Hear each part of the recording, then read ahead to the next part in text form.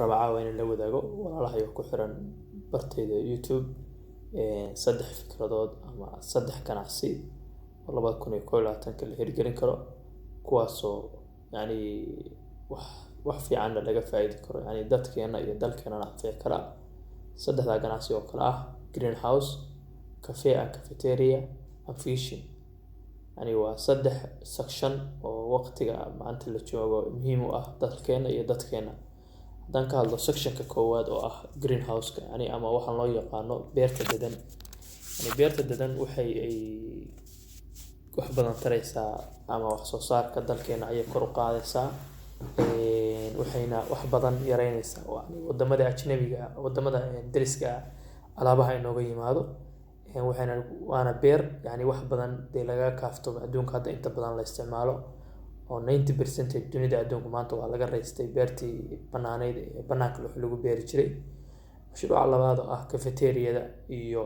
cafe and cafeteria yani meel cunooyinka fudud shaaha macmacaanada laga helo oo design qurux badan la design kareeyay iyaguna waa dhulka u badan oo maanta laga helo yani manaafacaad fiican iyo dakhli fiican dad badan oo Soomaaliyeed ay ka shaqo gali karaan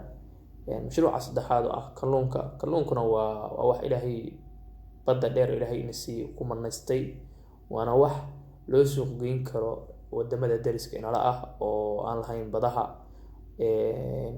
iyadoo maca looga faa'iideyn karo goboladeena aan badaha lahayn iyo tuulooyinka degmooyinka yani inta badan dadku hadda adduunka waxa la isla qeeray hilibka cad inuu ka wanaagsan yahay hilibka cas yani geela iyo ariga iyo marka saddexda business ayaan waxaan siriyay yani 2021 waa waxyaalo dadka Soomaalida wax badan anfici kara wax badanna ay ka faa'iidi karaan marka raba insha Allah inaan barnaamijyo badan oo ganacsiga haday noqon lahayd horumarka dalkeena ka socda inaan bartayda inagula wadaago aad baan u mahadsantahay walaalayaal